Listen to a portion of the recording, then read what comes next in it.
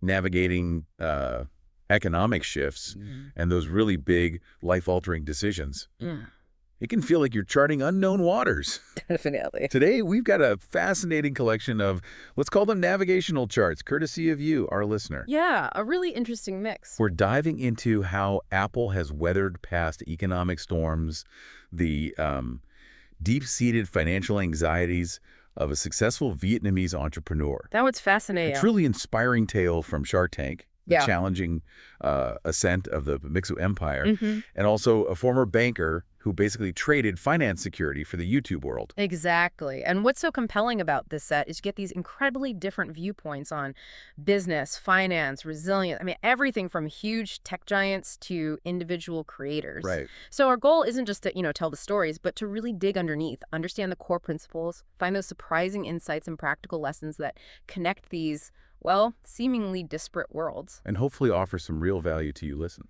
That's the plan. And to help us navigate all this diverse stuff and pull it together, we have our expert guide here. Okay, let's start with Apple, unpacking their strategies during tough economic times. We got an article about Steve Jobs, his leadership through the dot-com bust and the 2008 crisis. What jumped out at you there? Well, what's fascinating right away is how counterintuitive their response was. I mean, when lots of companies were tightening their belts, Apple actually leaned into investment. Uh-huh. It wasn't just, keeping the lights on. It was a deliberate strategy, fuel future growth through the downturn. Right. The article points out the increased R&D spending. And here's where it gets really interesting, I think. Yeah. If you think about the products that came out of those periods, iTunes in 2003, right after the dot-com crash, Mhm. and the iPad in 2010, following the 2008 crisis, it really suggests a very deliberate innovation strategy during those, challenging times. It wasn't just surviving, it was building the future. Exactly. What kind of R&D do you think they were really pushing back then? That's a great question. It probably wasn't just small tweaks to existing products.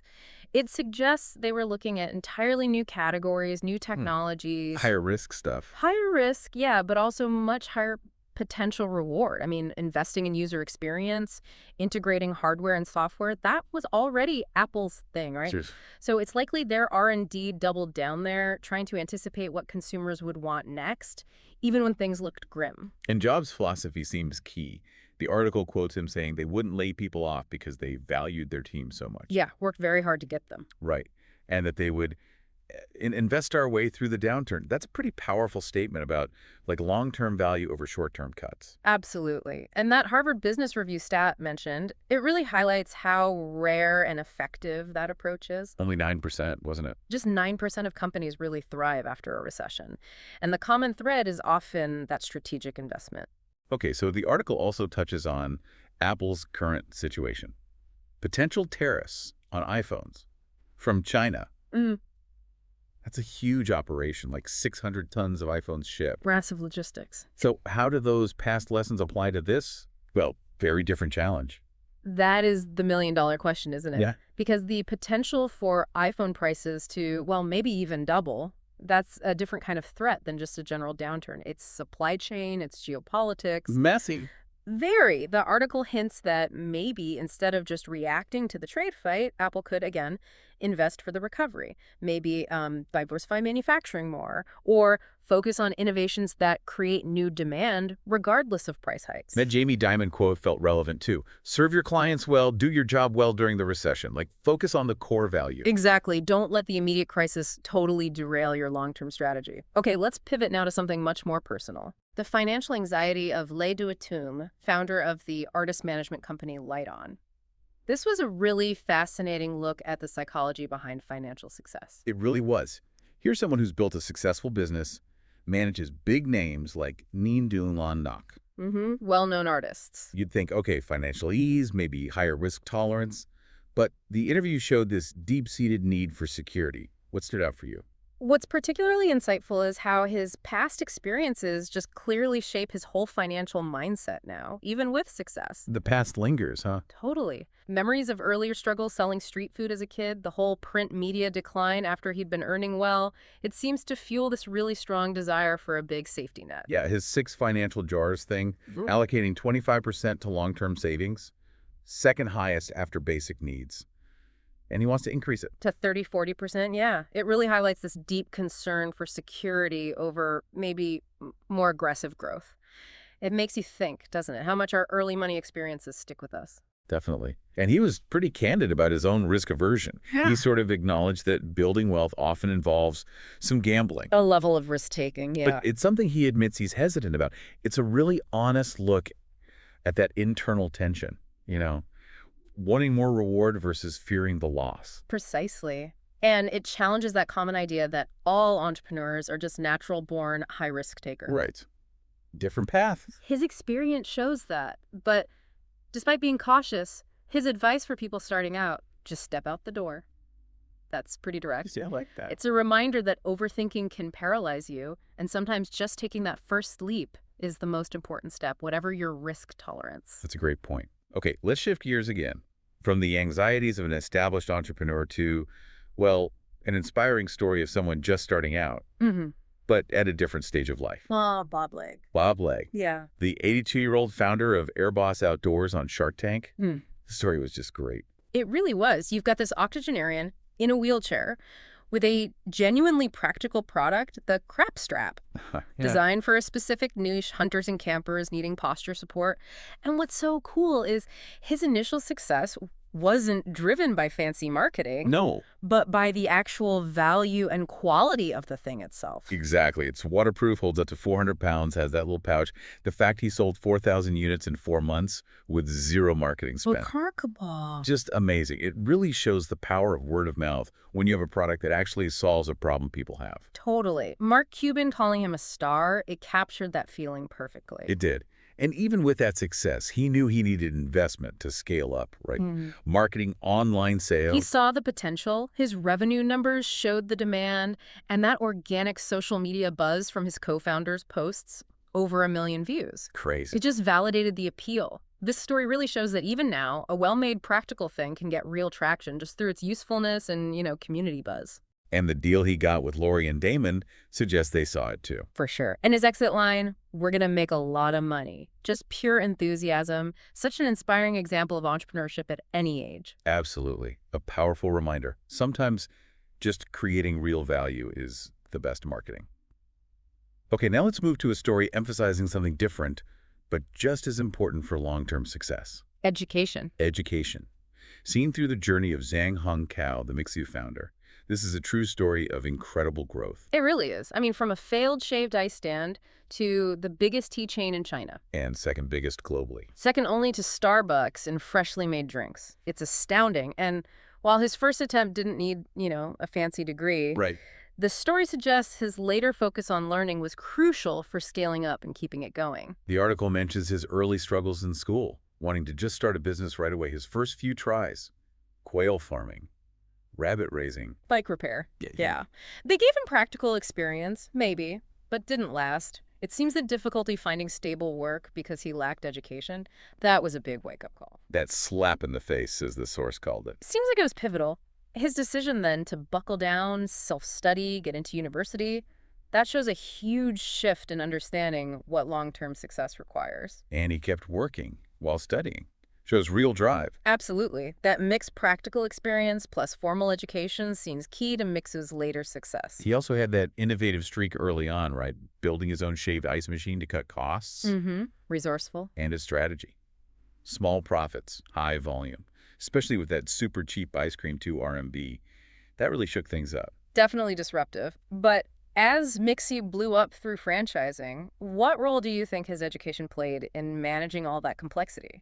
Tens of thousands of stores. That's where the well-educated mind comes in, like he said himself, right? Exactly. Scaling a franchise like that needs serious systems. Quality control, supply chain management, keeping the brand consistent. He can't just wing that. No way.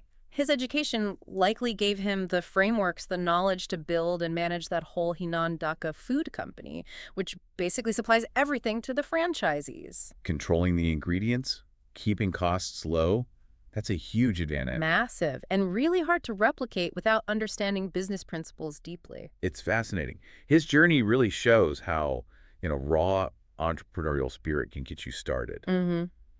But that formal education can provide the foundation needed for huge, sustained growth. It highlights the evolving importance of different kinds of knowledge. Absolutely. Okay, now let's look at someone else who leveraged existing knowledge in a big career shift. Nisha Shah, former bank manager turned successful YouTuber. Yeah, this is a story about finding fulfillment, finding impact. It is. Here's someone who had, climbed the ladder in a stable industry, high-paying job, Credit Agricole. but felt unfulfilled. Her decision to leave that security, especially just 2 months before a six-figure bonus, that seems like a massive leap of faith. A crazy decision, as she put it. What do you think really pushed her? It seems like it started with realizing the real-world impact her financial knowledge could have. That story about helping her parents avoid a big tax bill. Ah, right. That probably really highlighted her expertise and sparked this desire to share it more widely. And her success now, 1 million subscribers, $1 million in income from courses, services, everything. It shows the potential, right? Combining passion and expertise online. Definitely. She started small, though.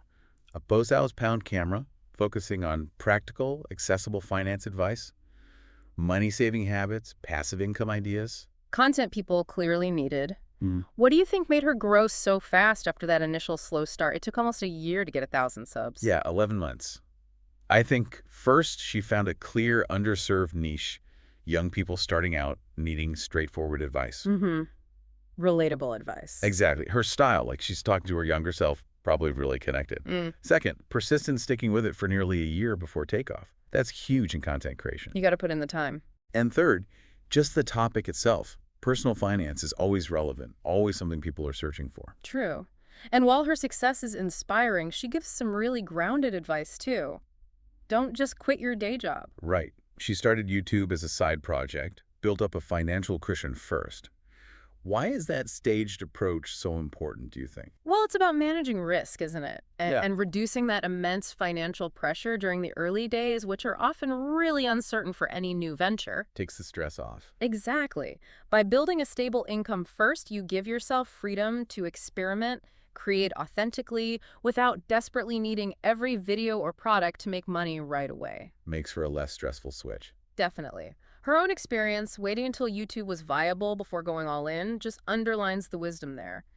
Prepare, make sure conditions are right. Okay, so as we wrap this up, we've looked at these really diverse stories. Apple investing in downturns, Mr. Tung's risk awareness, Bob Legg's product-first success, Zhong Hongchao's journey with education, Nisha Shah's calculated career jump. What are the big overarching lessons tying these together for someone listening?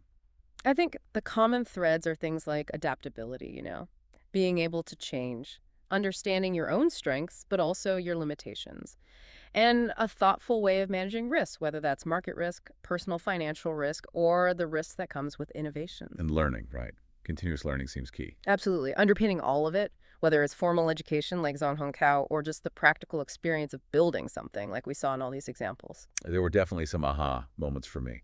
That counterintuitive idea of investing during a downturn. Powerful, yeah. How much our past really shapes our current money behavior. The potential for just a simple, well-made product to find its audience. Even low-tech stuff. Yeah, the role education can play in scaling up. And that smart, gradual way to pivot into something new you're passionate about. Exactly. This deep dive really shows success isn't, one size fits all. There are so many different ways to approach it. So here's a final thought for you listening. Thinking about these varied paths, what investment, maybe in your skills, maybe a new idea, maybe a side project, what might best position you for future success, no matter the economic climate or your own goals. Which of these stories sparks an idea or offers a fresh perspective for your own journey forward?